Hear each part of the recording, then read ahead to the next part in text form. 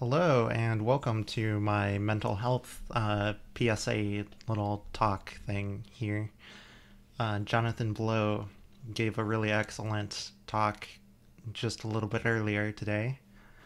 He was talking about lack of motivation and depression and feelings of that sort and how to deal with that. And he really focused on kind of stepping back and just observing uh, your physical and mental and emotional self and like observing your emotions and seeing what's really there. And he talked about how different exercises you can do, like putting your hand on a table and then just uh, closing your eyes and thinking about the sensation of your hand on the table and how that feels and how that differs from when you're not actively thinking about it, and how you can apply that to other things as well, like emotions. And I thought it was a very insightful and interesting talk. And I'm definitely going to be sharing it with people when it's up on YouTube. It's really, really good stuff. But he mentioned at the end a little bit about antidepressants and how he doesn't have any personal experience with antidepressants, but he wanted to be clear that his talk wasn't intended as kind of like an anti-science, like stay away from antidepressant. That's not what he was going for, right? But he also kind of hinted at the social stigma that surrounds antidepressants, and that stigma comes with good reason, which we'll talk about in a bit here.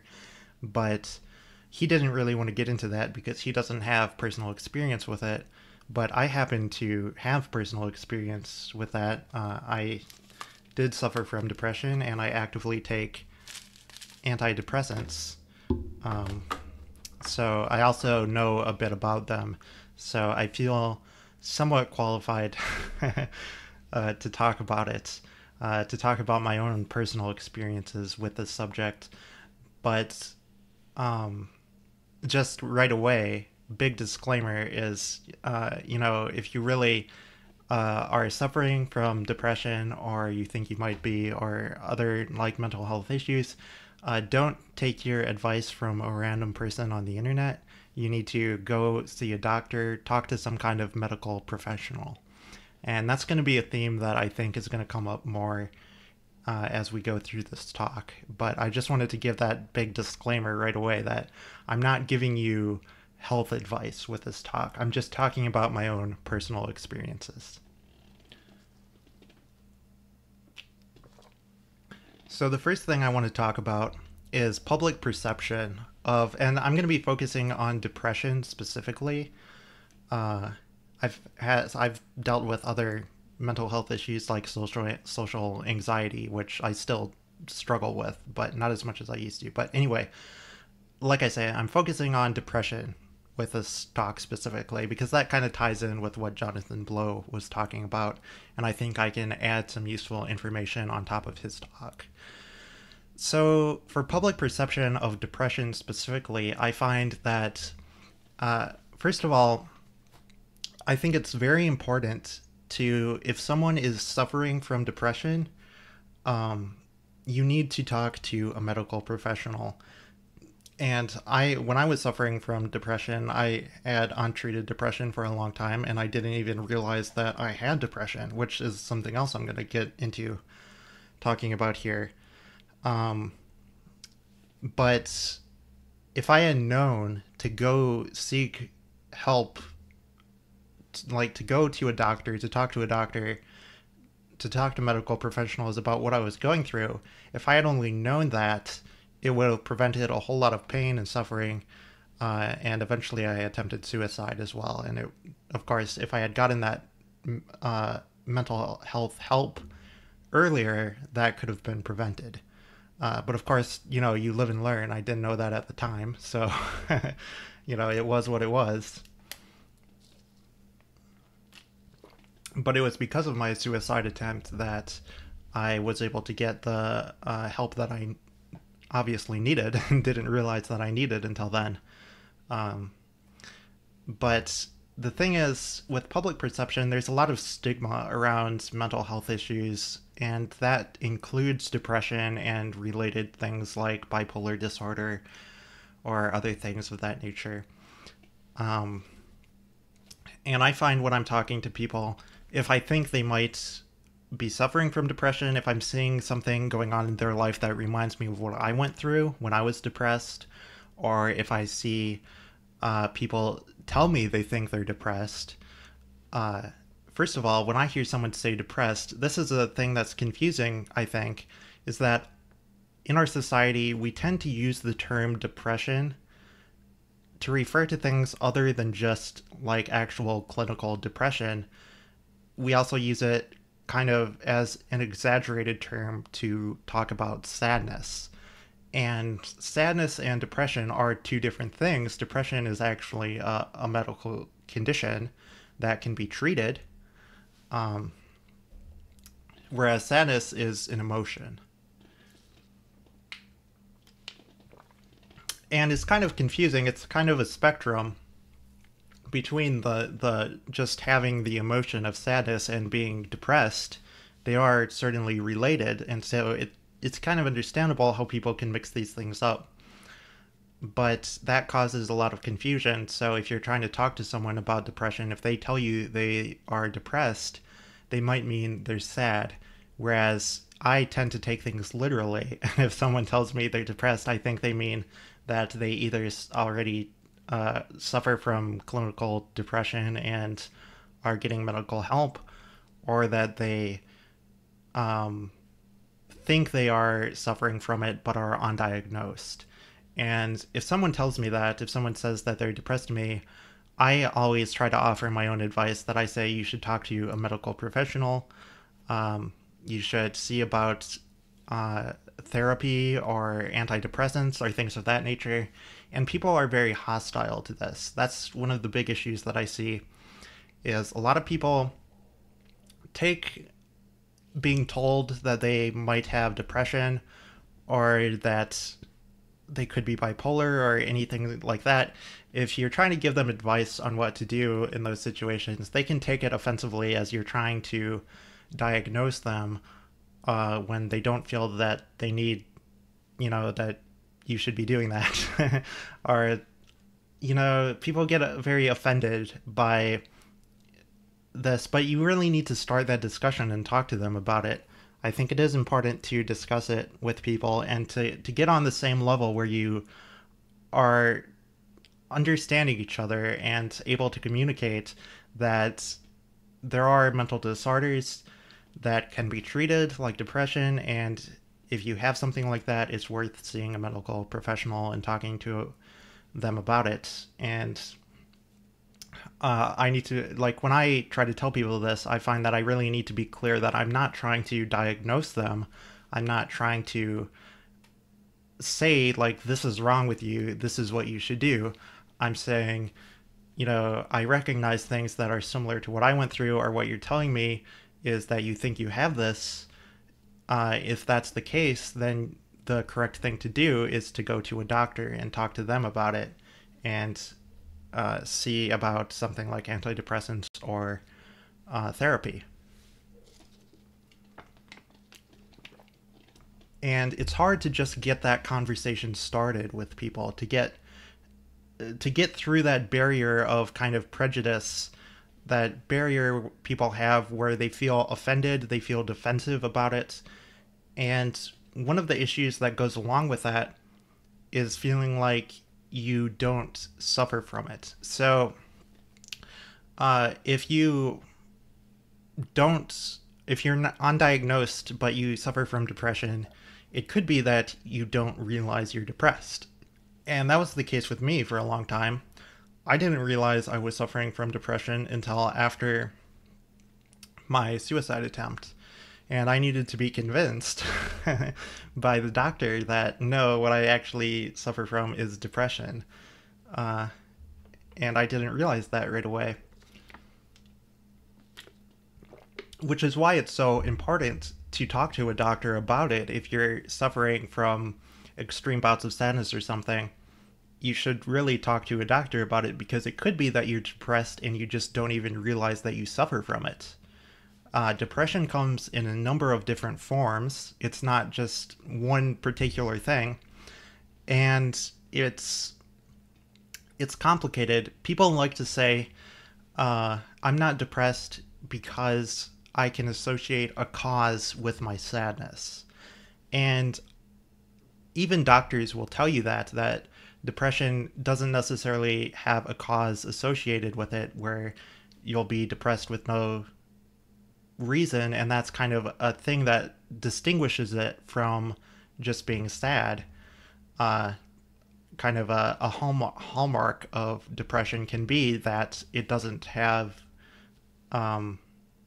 causes associated with it, but that's not always the case, and that's important to realize. And this is why you need to talk to a medical professional, because I didn't realize this. I felt like I could associate causes with my sadness, and as a result, that's that would mean that it's not depression. So, for example, here in Minnesota, something that's very common is, we get very snowy, stormy, cold, barren wasteland, terrible winters, right? And it's very common during winter here for people to get seasonal depression, and that's a perfect example of a kind of depression that happens for a very specific cause. There is a cause associated with the depression. You're depressed because of the season, right? Like the season, and maybe lack of sunlight or some very real physical things are affecting you, that are bringing on your depression, bringing out your depressive symptoms, right? And I think I do have a little bit of that, but that wasn't really my issue. I had issues like when I was in high school, when I'd be during the school year, like school was something that would bring out depression for me. I'd suffer from depression over the school year. And so I felt like, well, it's not actually depression, because school is clearly what's causing it. Like school is making me depressed. So it's not like a mental disorder. It's not like a clinical problem that can be treated. It's just school. But no, it turns out I actually was suffering from depression, and I didn't realize that. And when I attempted suicide, the thing that really triggered it and set me off was some events surrounding a girl that I was involved with in some way. And so I felt like, well, that's a very clear cause, right? There's very clearly a cause that led to an effect, so it's sadness, not depression. But really, it was depression, and it just happened that, when some things can set your depression off, and you can have a cause that brings out sad emotions, and you get this. And Jonathan Blow talked about this a little bit too, of how your negative thoughts can kind of chain together, and you can get trapped in them, and they just lead from one thing to another and escalate. And if you suffer from depression and you're depressed and you have something like this happen, it can cause a chain reaction. It can, a very real physical cause can cause a chain reaction that leads to deeper depression and maybe even something like a suicide attempt.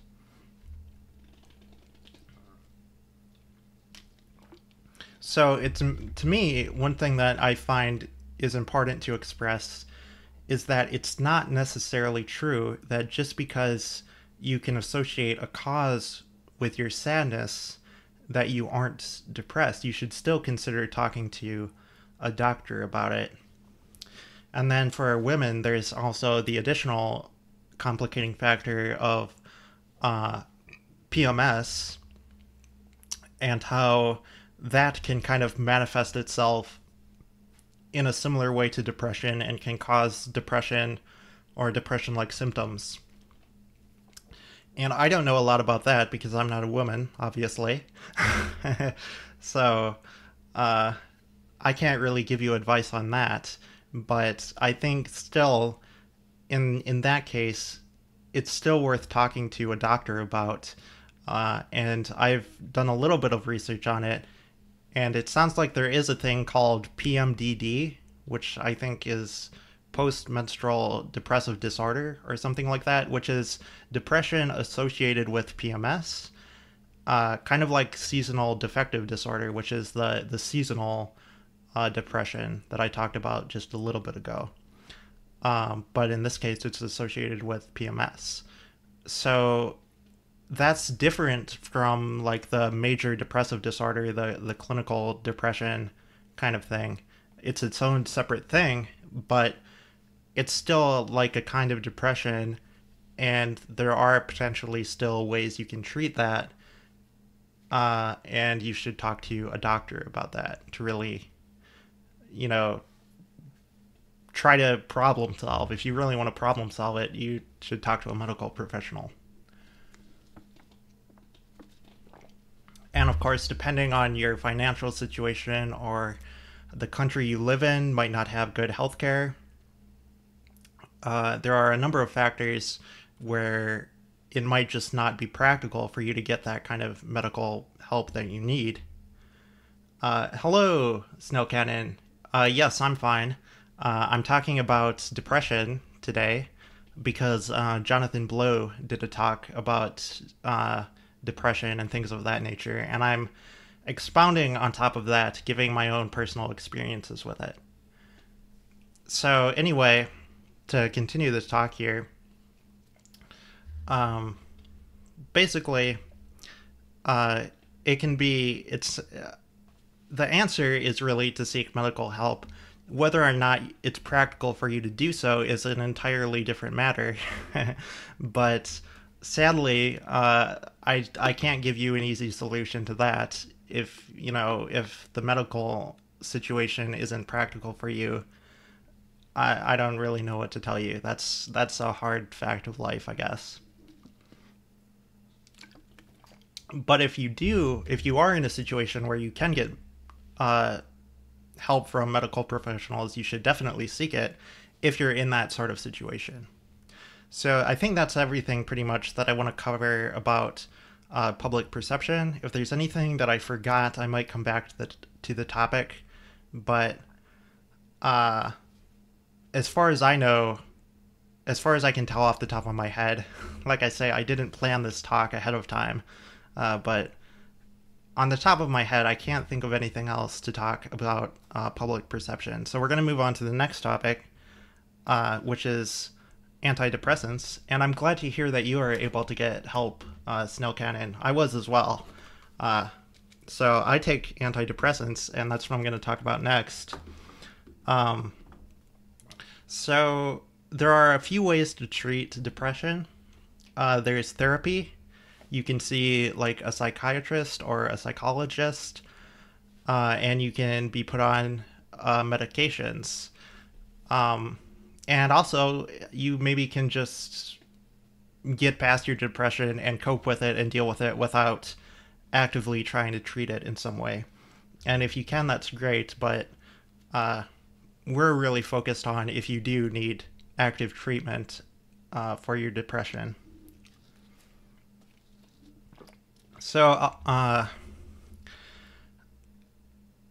there are two branches to this, which is the therapy side of it and the antidepressant side of it. I think right now I'm just going to focus on the antidepressant side of it. And then we might talk about therapy a little bit under the last bullet point I want to cover, the road to recovery. So first of all, antidepressants.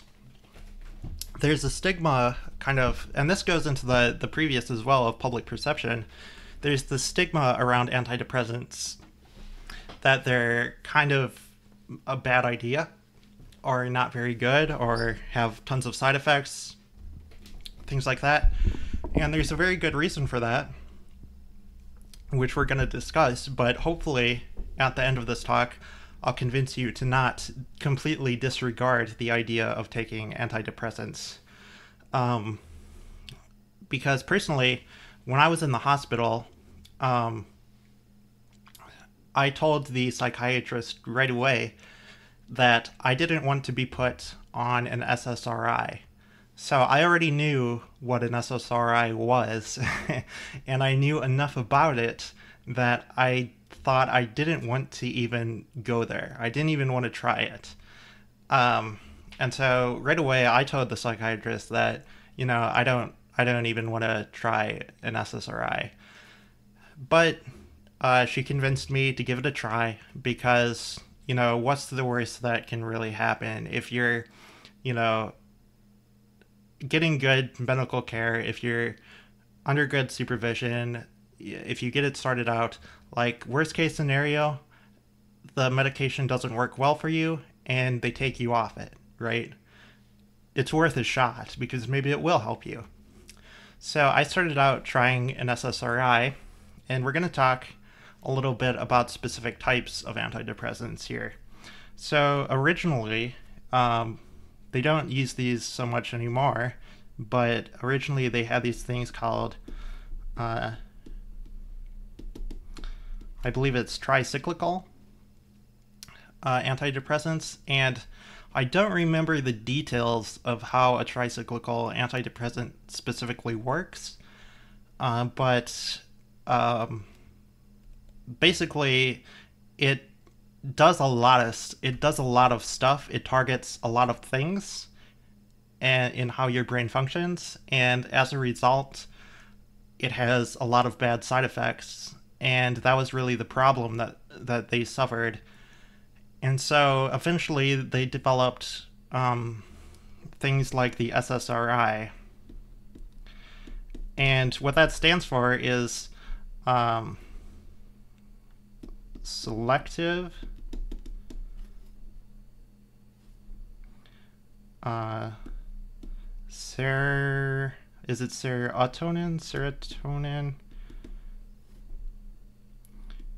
reuptake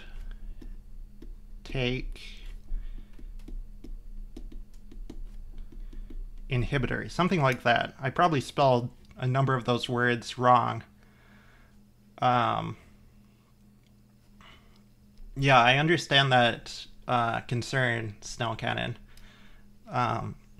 But this specifically the SSRI is a selective serotonin reuptake inhibitor, and that's kind of the modern thing. If you go and you look into getting an antidepressant, you're probably going to get put on one of these,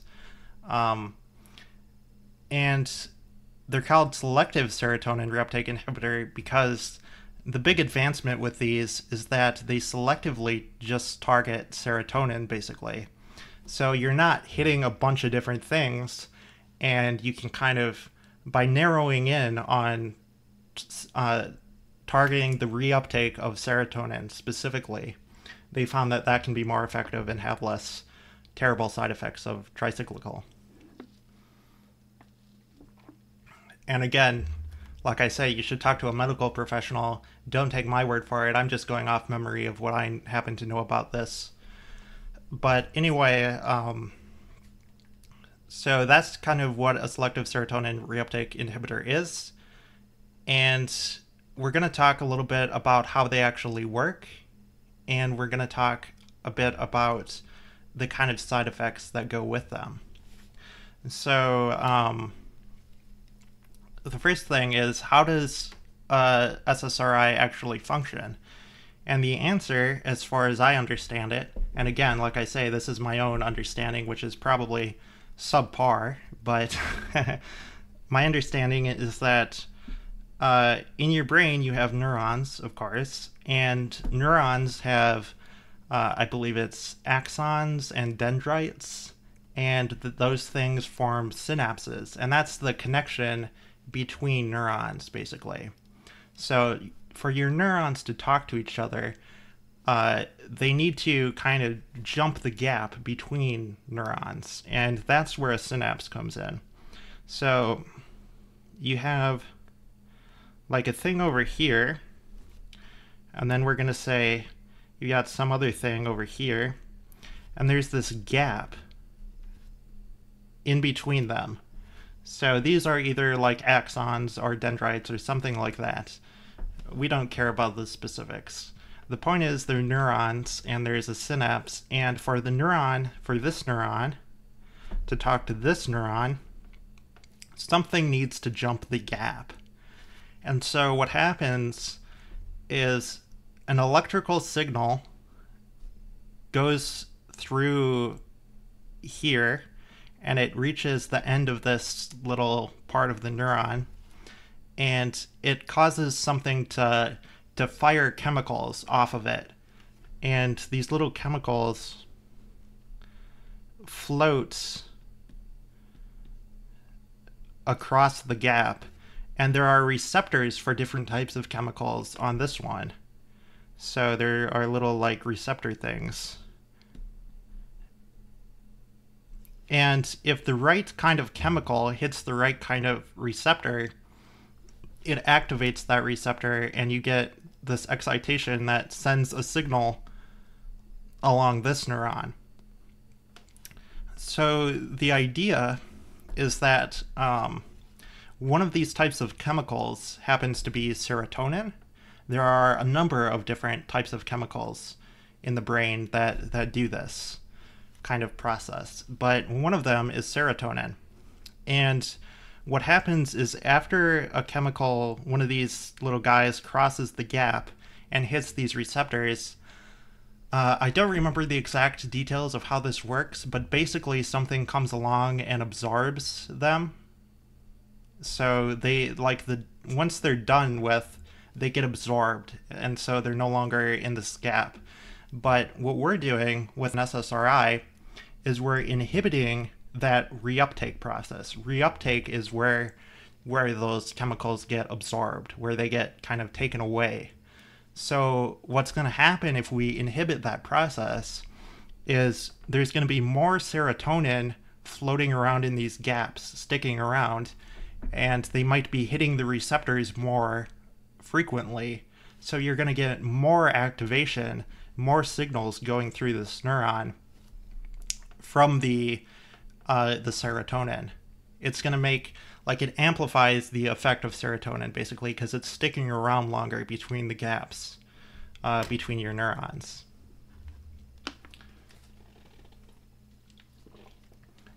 And that is what an SSRI does, basically.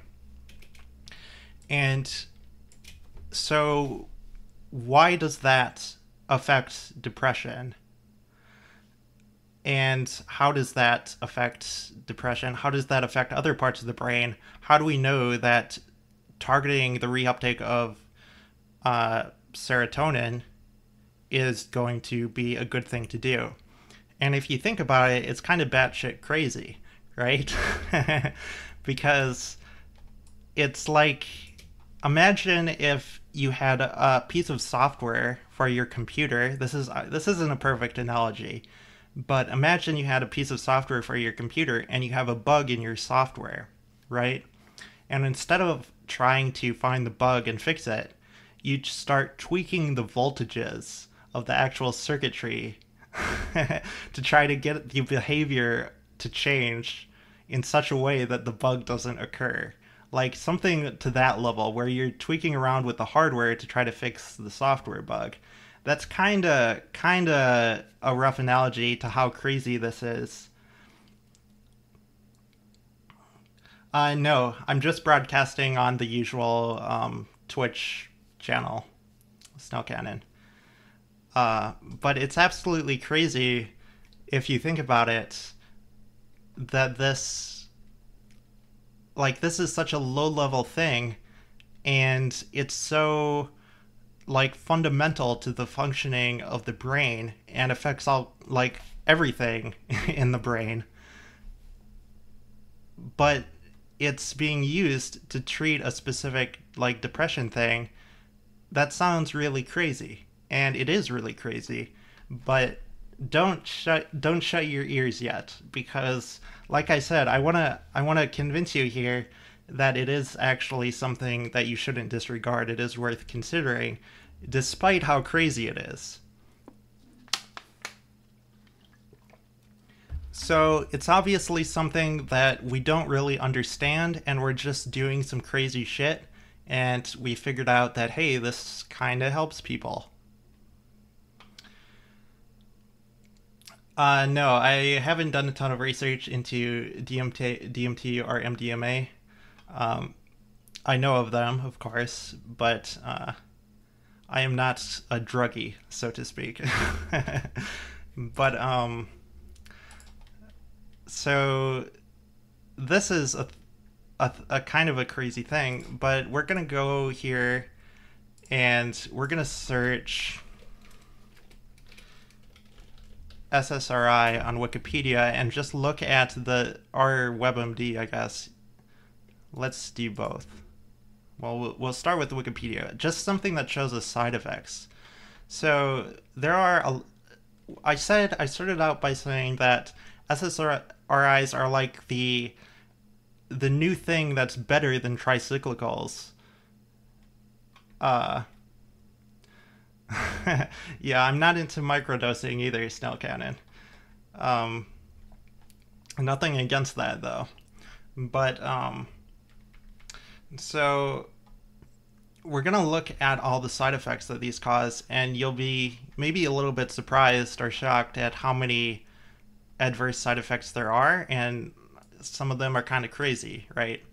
So adverse effects of an SSRI apparently increased risk of bone fractures. I didn't know that. Akathisia, I don't even know what that is. Let's take a look.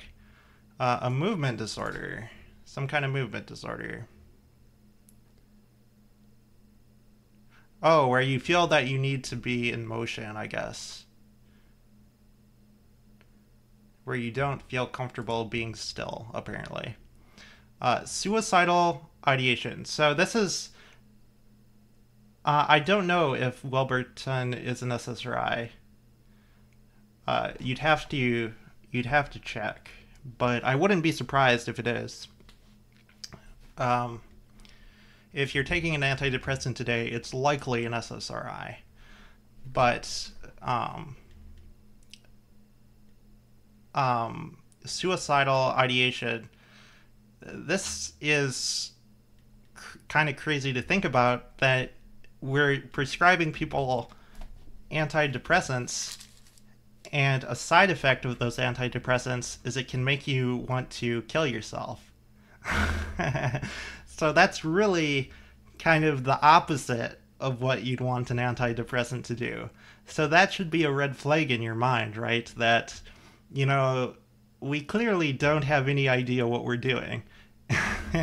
If our medication is supposed to make us feel less depressed and it makes you want to kill yourself, that's a pretty big red flag. But like I say, I'm still saying, don't discard the idea of taking antidepressants. I want to convince you that it's definitely worth looking into, definitely worth considering, despite all these crazy things about them. So what I'm showing you right now is really driving home the point that SSRIs and drugs like that have a bad stigma in the public eye. People think they're not necessarily the best thing to be taking. And what I'm showing you is the reason why that is. This is kind of why people might not be too happy about wanting to be put on an SSRI, why I didn't want to be put on an SSRI. Because I knew things like this. And I thought, that's crazy. Why would I want to go on that?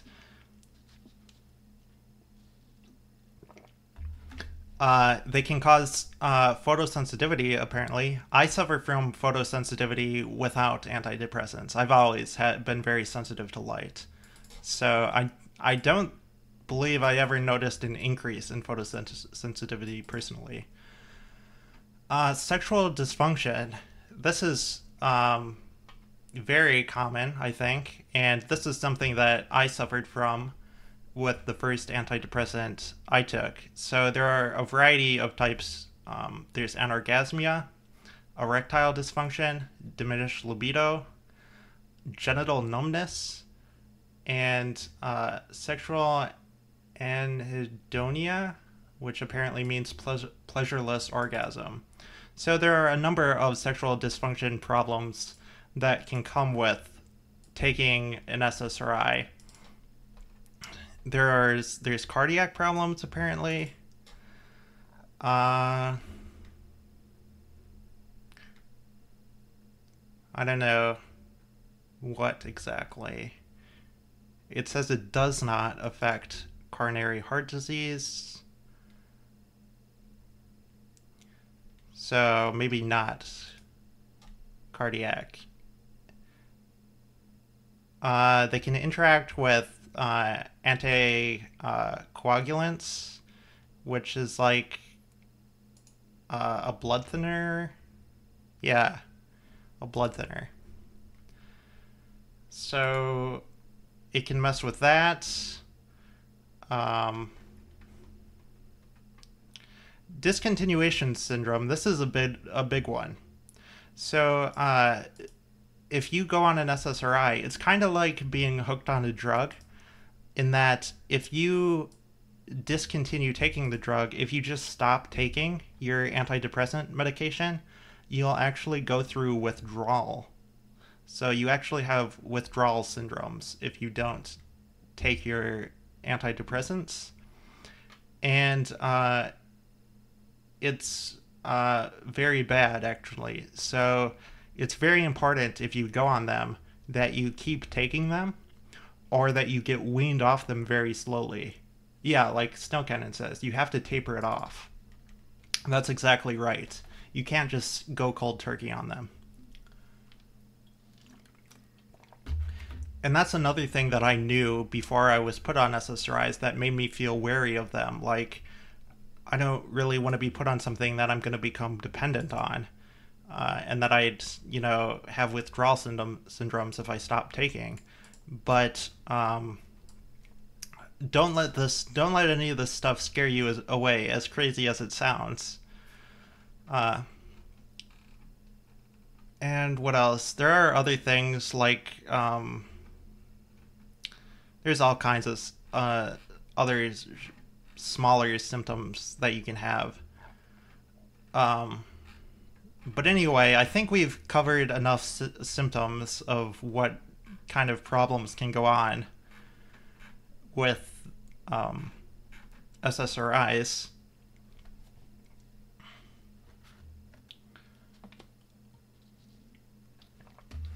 So that's what we've got going on there. And you might be thinking, okay, so these things work in a very crazy fashion that doesn't really make good sense, and they cause a bunch of crazy side effects. So why would I want to be on one of those, right? It sounds like they have no idea what they're doing with these drugs, and they cause all kinds of problems in the brain that manifest themselves in all kinds of different symptoms because it's such a low-level thing. You're affecting chemicals in your brain. It's such a low-level thing. Of course it's going to affect all kinds of shit. And so, of course, you get all kinds of crazy side effects.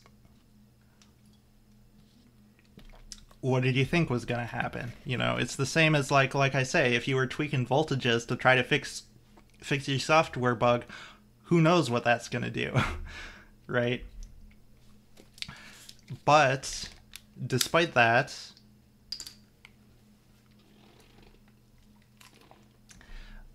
now we're going to talk a little bit about why you should actually consider them despite all these problems. So, if you suffer from depression and you are diagnosed as such, and you're going to seek help for it, it's worth trying them because you're not necessarily going to have the symptoms. These are things that could happen, right? All these things, these are issues that could happen to you. Like the suicide risk one is the one that stands out to people as really crazy, right? But it's not like a common thing. It's not likely to happen to you. And if it is, if you're under good medical supervision, you can get taken off this before it becomes an issue. So it's worth trying and seeing, do I have symptoms from this, bad side effects? And if I do, then I'm going to want to switch medications. I'm going to want to try to get on some other medication. And so there are a number of different medications you can take, and not all of them are specifically SSRIs. The one I take something called Venlafaxine, which is like the generic name. I believe the common name, like the brand name that you normally see, is like Effexor or something like that. Let's just search it. Venlafaxine. So this is an SNRI, a serotonin-norepinephrine. I don't know how you pronounce that, but serotonin-norepinephrine reuptake inhibitor. Yeah, Effexor. So that's what I take. And it comes in pills, and I take actually like 2 separate pills, because I take a 150. Is that like milligrams, micrograms? I don't know what the unit there is. It's mg. And then there's a 75. I think it's milligrams. So 150 and a 75, which is kind of a high dose, but that's just how much I ended up, like, that's what we found works best for me, is taking that specific amount. So the thing that's different about an SNRI compared to an SSRI is that it inhibits the reuptake of not just serotonin, it also inhibits the reuptake of norepinephrine. And again, I don't know if I'm pronouncing that right, but that right there, it inhibits as well, the reuptake of it. So as a result, it increases the concentrations, as we said before, with how, because you're inhibiting that reuptake, there's more of them in the gap, you're getting an increased amount of activity there.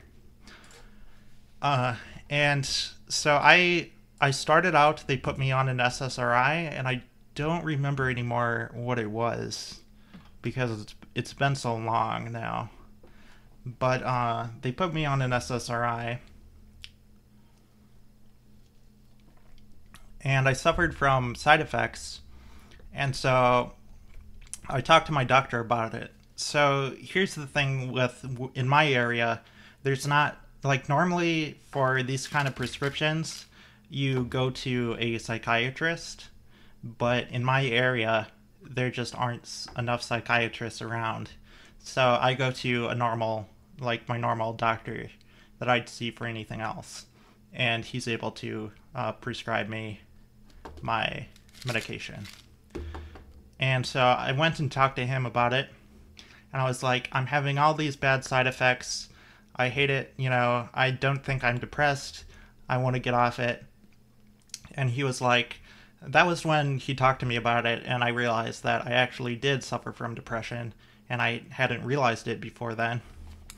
And he suggested putting me on this SNRI instead of an SSRI, and it works great for me. I don't have any noticeable side effects, and it works great. It totally treats my depression, and I feel pretty great. So, as crazy as it is, the difference between feeling like you want to kill yourself and feeling good is so compelling. Like, that's such an important difference that you can make in your life, that it's worth struggling through and trying these crazy medications. And statistically, these medications, the reason they're offered to people, the reason these medications exist as antidepressants, is because, statistically speaking, they are likely to be able to help treat your depression. They can make you feel better. That's why they're marketed as antidepressants. So yes, there are bad side effects. Yes, the way they function is kind of crazy. But side effects are that.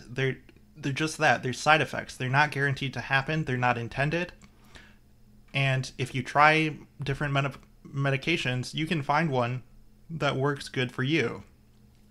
One that doesn't give you bad side effects and actually, treats your depression effectively.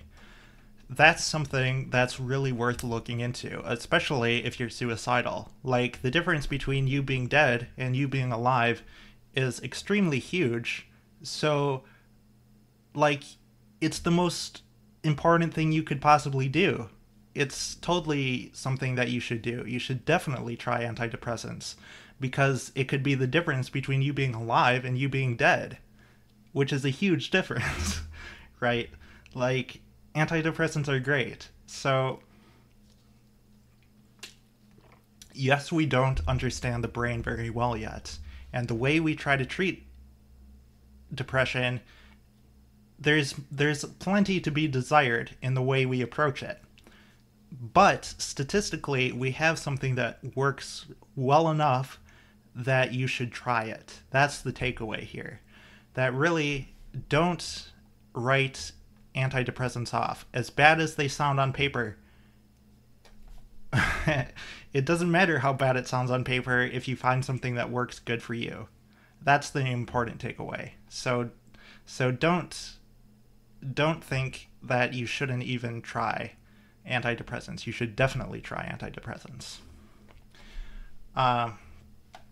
And a few other topics I want to talk about is, just because I have it here, I'm also prescribed Trazodone. And this is just kind of a side tangent, but this is an interesting thing. Trazodone is one of the earlier types of antidepressants. I don't believe it's a tri-cyclical. I think it's actually like a quad-cyclical or something like that. Let's look it up.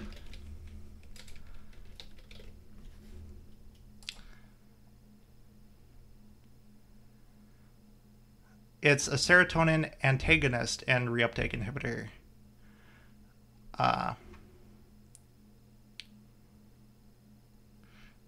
So it's an SARI. I was thinking there was like a term like quad cyclical or something like that for this type of... Maybe I'm remembering wrong. But apparently it's an SARI. And the thing about this drug that's really interesting is it has a sleep-inducing effect as a side effect, which was not desirable, and it was so prevalent that they actually remarketed this for sleep. Yeah, so you take it too for sleep. That's why I have it. I take this stuff for if I can't sleep. And this is really cool, actually, because like over-the-counter sleep depressants that you can get can be addictive. They can actually be kind of bad stuff to mess around with. And plenty of people do end up abusing those types of things. And yeah, so snailcannon is telling us the exact same thing that I was going to tell you about this. It does exactly. I have the exact same experience as you. I don't take it because I end up sleeping all the next day, and like it just makes me sleep too much. So I try to avoid taking it pretty much all the time. I don't take it, but it does work very well, and it does put me to sleep really fast as well. So I still have this stuff. I think this is, I think the stuff I have right here is technically expired because I don't take it. I just don't take it often enough. Because, yeah, it says do not use beyond 10/21/2016. And this is 2017. It's been almost a year since this expired. And you can see it's, well, you can't really see because there's labeling all around it, but it's pretty full. There's a lot of them in there. But it's really interesting because this is actually an antidepressant that got remarketed for its side effect. It's kind of funny to think about that it has this side effect of inducing sleep, and it's so effective at that.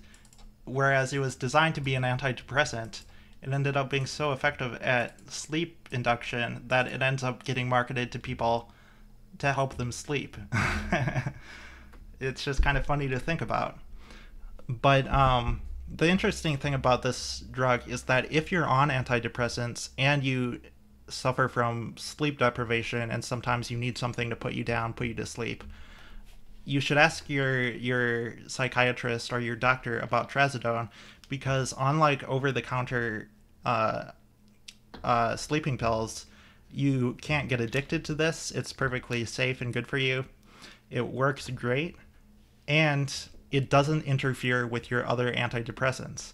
That's one thing that's it's surprising to me, at least. I don't know if other people find this surprising, but it doesn't interact in a harmful way with other antidepressants.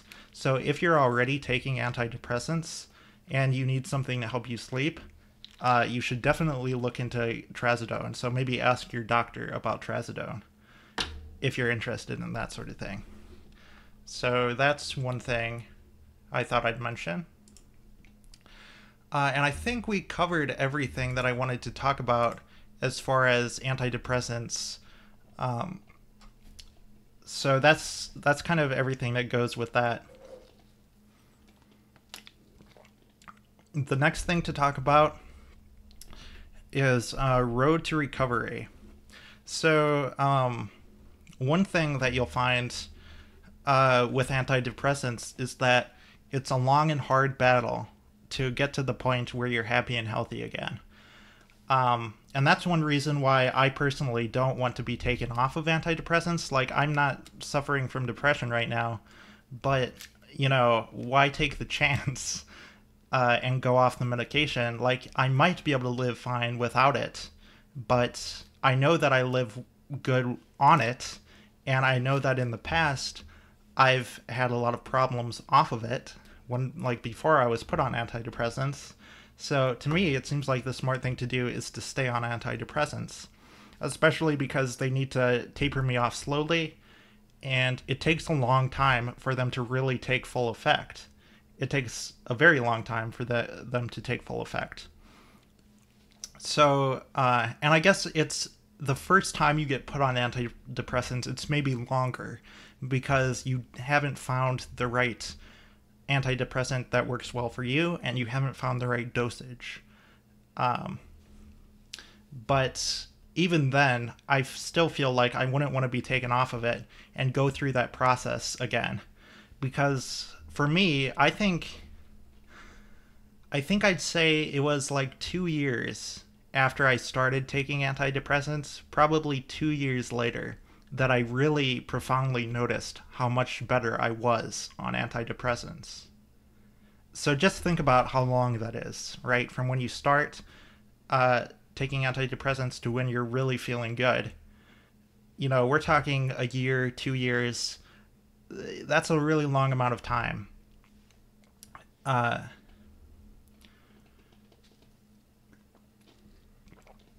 So it's really, it's important to understand when you get put on antidepressants.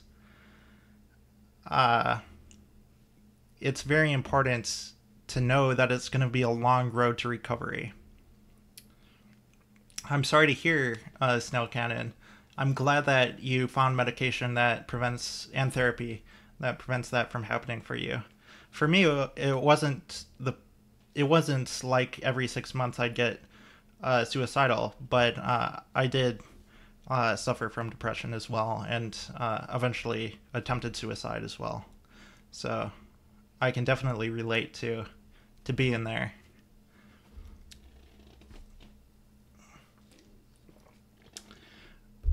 And it's great that with the proper therapy and medication, people like me and Snailcannon were able to live happy and healthy lives compared to what it's like when we weren't on medication or when we weren't getting therapy, things like that. So that's why it's so important to be able to, going back to public perception, how I said it's hard to just even initiate that conversation with someone. how they get offended by the suggestion and feel like you're trying to diagnose them, things like that, or they have stigma about going on antidepressants. There's all these kinds of barriers that prevent people from getting the medical care that they might actually need. And that's why it's so important to go and talk to your doctor about it and talk to a medical professional and say, I'm experiencing these certain things.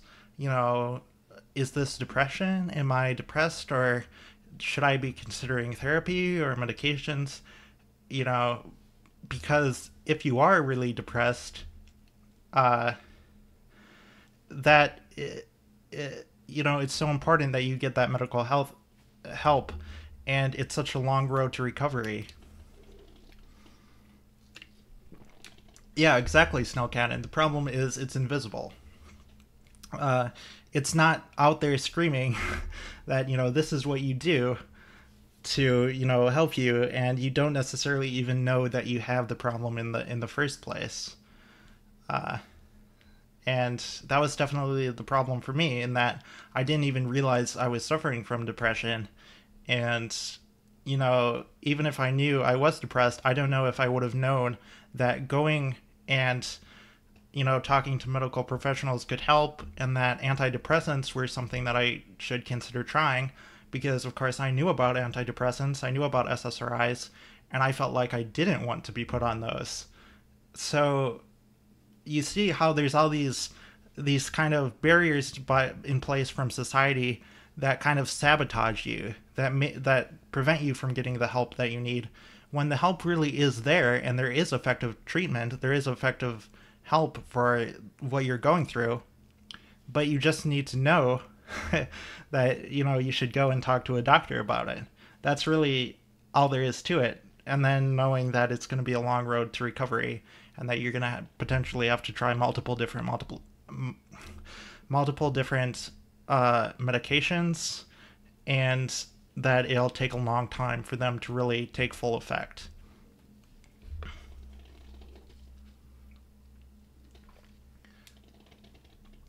And then the other thing, so we talked about how with antidepressants, it can take you maybe a year, maybe even 2 years to really feel like you see the benefits from it.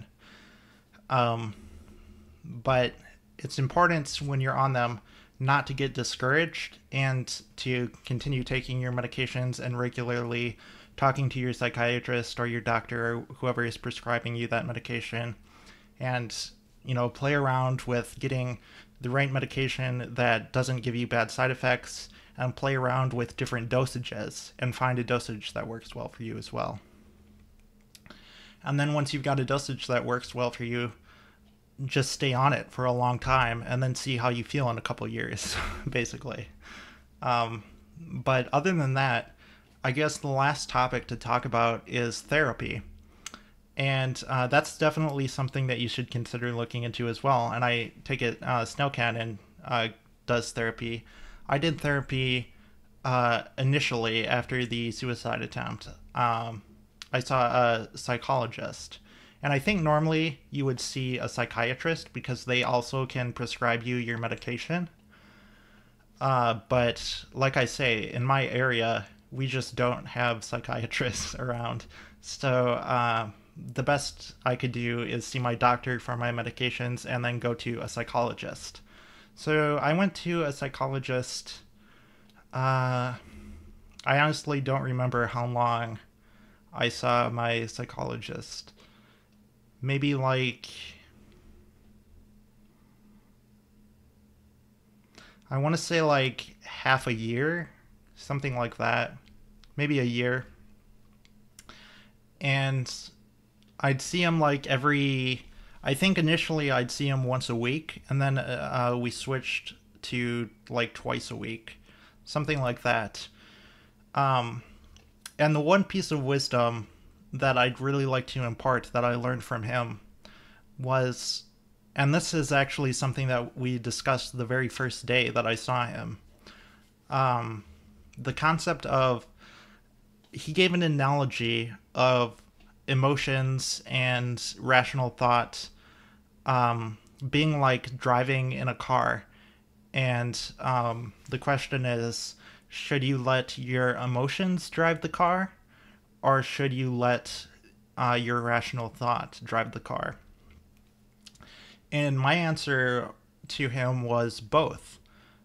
Because if you think about it, if you only use your rational thought, then you're, like, by definition, a psychopath, right? Like, you're a cold, heartless monster kind of person if you're not factoring emotions into your decisions.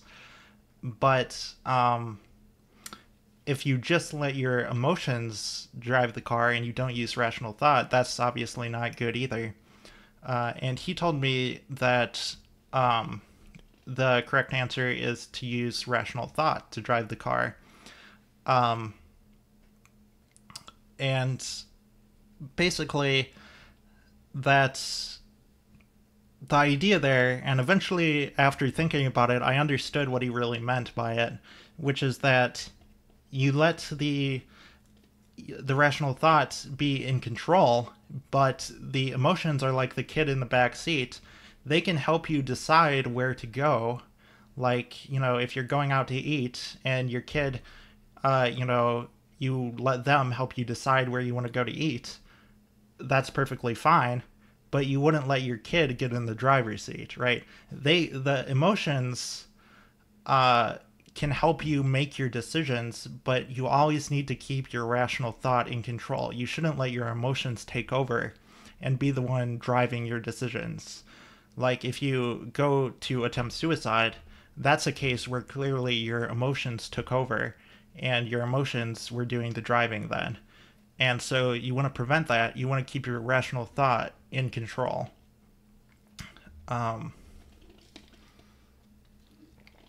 So that was insightful to me. I found that a very helpful analogy to think about.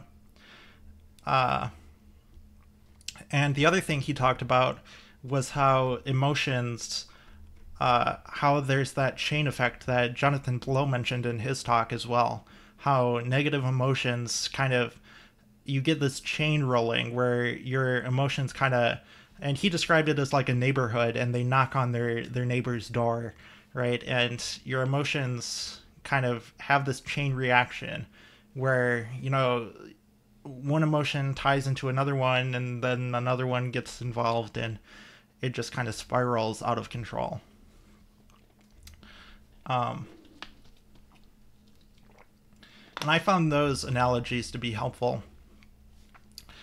And he also, the following days after that, he gave me a lot of advice about things you can do to try to keep yourself in an environment that's conducive to good mental health.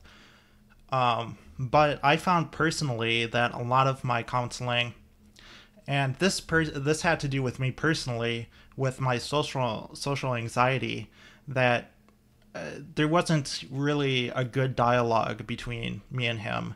And a lot of time, like, he was a great guy and he was fun to talk to, but a lot of times it would be, like visiting a grandparent or something. He was like a kind of an older guy, so to me it kind of felt like visiting a grandparent where, he'd talk about something in his life and, ask, how I'm doing and things like that. And we'd have a chat, but not necessarily a lot of useful, practical things would come out of it that could help me in my life, really. And that's my own personal experience. And I'm not saying you shouldn't consider therapy, because it's definitely a very effective means of treatment in addition to medication, and can help a lot of people. But for me personally, I found that I got the most out of it like the first day. And then kind of after that, it became less useful to me. So I no longer see a therapist. But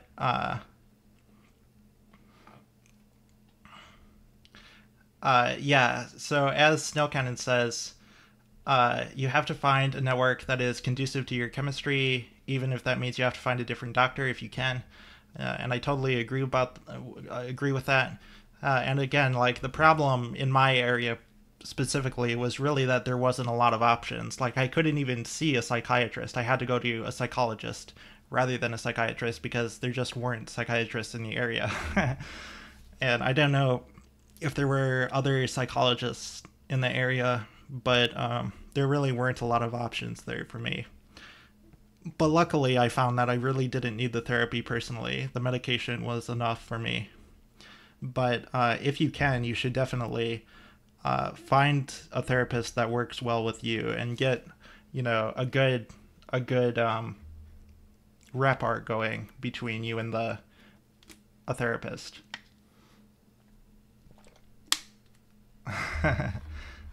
It's definitely something worth considering, I think. So those are really the two main methods of treatment that I know of for dealing with depression. And they really are something that's worth pursuing. And that's really all I have to say, I guess. We've talked about the public perception and how it's so important to try to break through those barriers and be able to talk to someone about it and get on their level so they understand what you're saying, so that they don't get offended by what you're saying and understand that you're trying to help them, and that if they do go to a doctor, they can get treatment if they do suffer from that kind of thing, and the doctor can help them discover if they suffer from that type of thing, and it's not something to be ashamed of. We talked about antidepressants and how they work and the kind of side effects that they have, and that even with that, it's still worth considering them, and I hope I convinced people of that. And we talked about kind of what goes into the road of recovery for this type of thing. It can involve years of working with your medications and a lot of experimentation in the beginning to find the right medication and the right dosages, and it can involve therapy as well. So that's everything I had to say. I hope this is useful to people. I hope it allows people to maybe get the help that they need if they didn't realize it, or to help people open that discussion with other people who might be having these sort of problems. And that's everything I'm going to say. So thank you guys for watching. Thank you, Snailcannon, for tuning in and giving your thoughts on it. It was really helpful to hear from someone who has had similar experiences. And thank you, everyone who watches on the YouTube archive. I'm going to put this up on the normal Risky Business channel. I know it's not related to to Risky Business specifically, but I think it's useful enough that it's good information that should be out there for people to watch and hear. So I'm going to put it there. I will see you next time, and stay risky, everyone.